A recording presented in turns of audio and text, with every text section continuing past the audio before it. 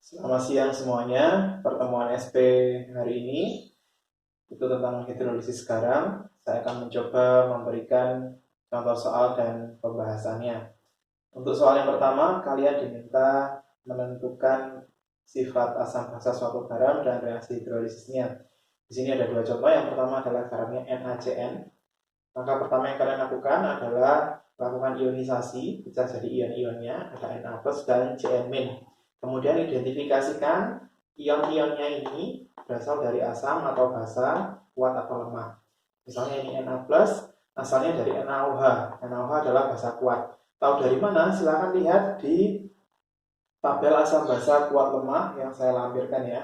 Silahkan dicari. Kemudian Cn-, asalnya dari HCN. HCN adalah asam lemah. Kemudian kita buat reaksi hidrolisisnya. Nah, ingat, untuk membuat reaksi hidrolisis, yang bereaksi dengan air adalah yang lemah. Ya, ingat, yang bereaksi dengan air atau mengalami hidrolisis adalah yang lemah. Nah, jadi di sini Na+, karena berasal dari basa kuat, maka di sini Na+ bereaksi dengan air. Nah, dia tidak bereaksi karena Na+ berasal dari basa kuat ini. Artinya dia tidak bereaksi. Kemudian yang Cn- karena berasal dari asam lemah, ya ini reaksi hidrolisisnya bereaksi dengan air. Nah, dia bisa bereaksi. Nah, hasilnya apa? Nah, ini lihat seperti ini ya. H2O itu terdiri dari ion H+ dan OH-. Karena Cn- ini muatannya negatif, maka dia akan berikatan dengan ion yang positif, yaitu H+-nya. Ya, H+ bereaksi dengan Cn- menjadi HCN. Sisanya ada OH- di sini. Karena terbentuk OH- di sini, maka garam NaCN ini sifatnya adalah basa. Nah, di sini ditulis garamnya basa. Karena ia mengalami reaksi hanya salah satu, maka hidrolisisnya parsial atau sebagian. Nanti kalau dua-duanya, itu berarti hidrolisisnya total. Kalau dua-duanya tidak bereaksi dengan air, berarti tidak terhidrolisis. Ini karena hanya salah satu, maka hidrolisisnya parsial atau sebagian. Kita lihat contoh yang kedua. Garamnya N4Cl amonium klorida. Angka pertama sama, ionisasikan, ada ion NH4 plus dan Cl-. Kemudian tentukan asam basa pembentuknya. NH4 plus dari NH4OH merupakan basa lemah, Cl- dari HCl merupakan asam kuat. Kemudian kita buat reaksi hidrolisisnya. Ingat, yang terhidrolisis adalah dari yang lemah ya. Di sini basa lemah di sini berarti NH4 plus yang dapat bereaksi dengan air. Nah, ingat H2O terdiri dari ion H+ dan OH-. Di sini NH4 plus-nya muatannya positif, maka bereaksi dengan yang muatannya negatif, OH-nya. NH4 plus bereaksi dengan OH- jadinya NH4OH. Sisanya adalah H+ di sini. Karena terbentuk H+, maka sifatnya asam. Lalu Cl- di sini ternyata tidak bereaksi dengan air. Mengapa? Karena dia berasal dari asam kuat. Cl-nya tidak bereaksi.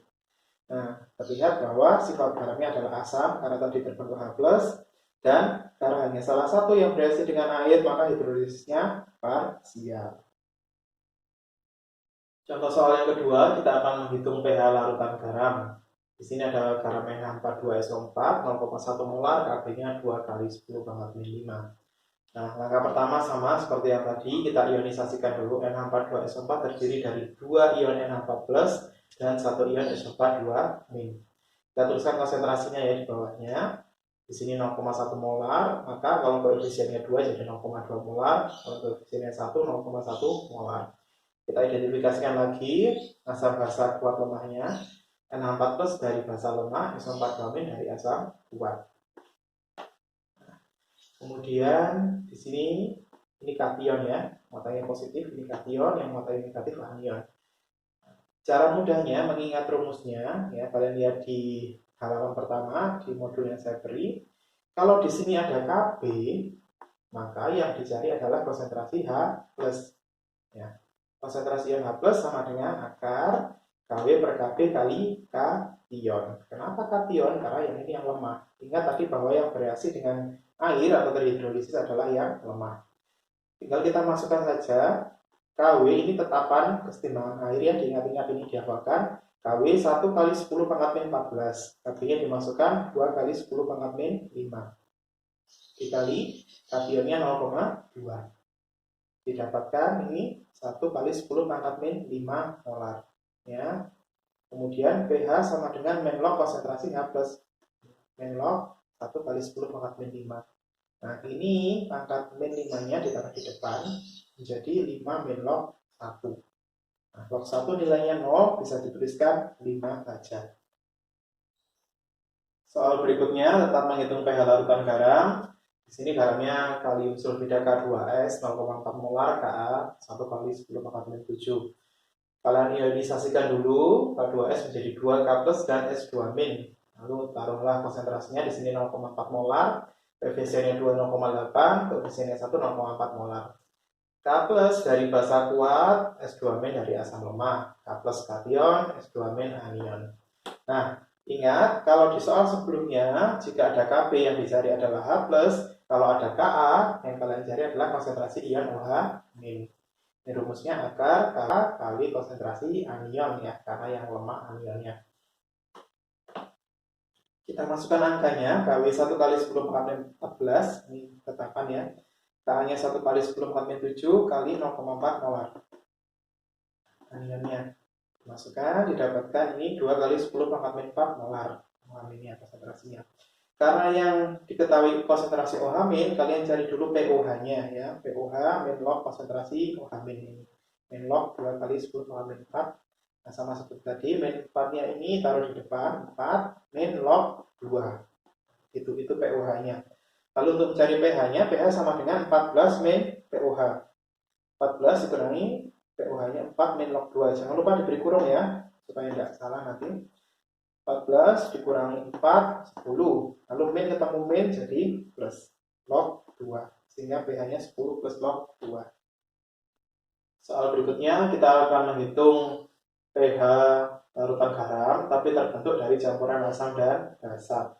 Di soal berikut, 80 ml HF 0,0875 molar dicampur dengan 20 ml NaOH 0,35 molar.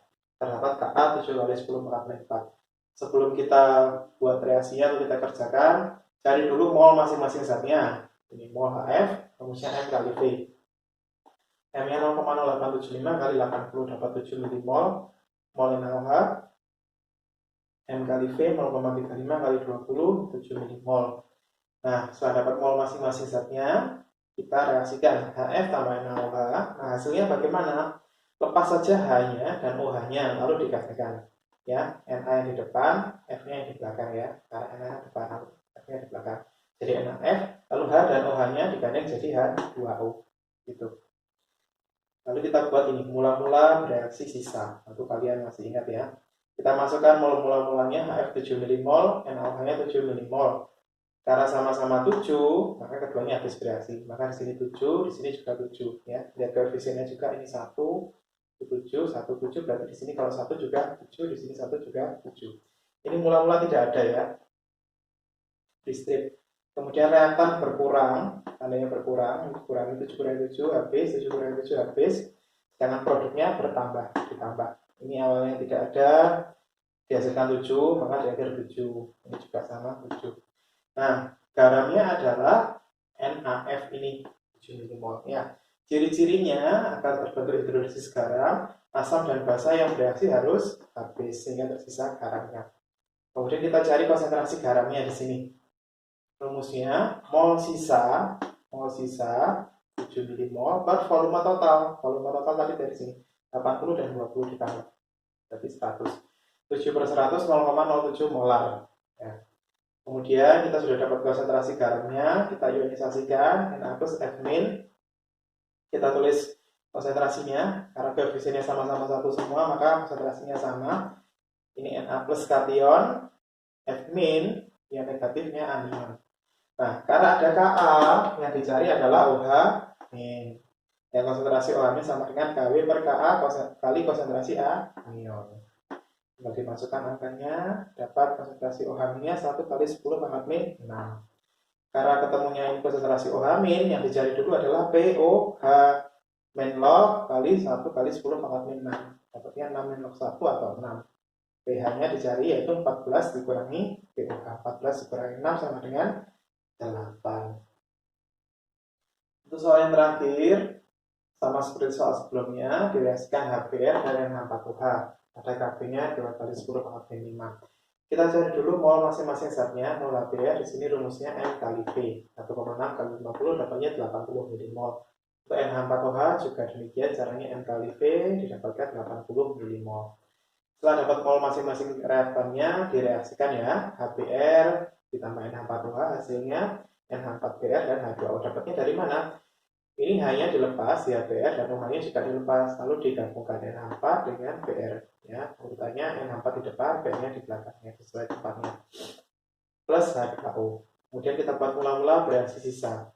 Ini HBr 80 mmol, NH4OH-nya juga 80 mmol. Karena sama-sama 80 dan koefisiennya juga sama, maka keduanya habis bereaksi di sini. Lalu untuk produknya di sini mula-mula tidak ada, belum dihasilkan. Kemudian waktu bereaksi dilihat dari koefisiennya, karena koefisiennya satu semua, maka molnya juga sama. Di sini 80 80, di sini ke 80 80 ya, karena koefisiennya sama. Ini berkurang, habis, ini dijumlahkan. Tidak ada, tambah 80 dapat 80. Ini juga sama 80 milimol. Nah, di sini asam basanya habis, terbentuk garam. Maka kita cari konsentrasi garamnya, rumusnya mol sisa per volume total. 80 milimol per ini dijumlah ya. Volumenya 50 tambah 50 per 100. Dapatnya 0,8 molar. Kemudian diionisasikan NH4Br-nya jadi NH4 plus dan Br-. Koefisiennya sama-sama 1. Nah, karena sama semua koefisiennya maka konsentrasinya juga sama 0,8, 0,8, 0,8. Nah, NH4 plus kation, Br- anion. Kemudian karena di soal ada Kb, maka yang dicari adalah konsentrasi ion K+. Rumusnya akar Kw per Kb kali konsentrasi kation.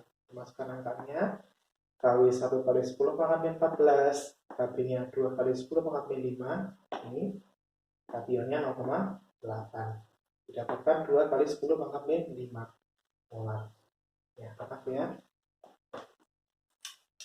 Ini H+, maka di sini adalah pH langsung. pH-nya sama dengan min log konsentrasi H plusnya 2 kali 10 pangkat min 5 ya, dapatnya 5 min log 2.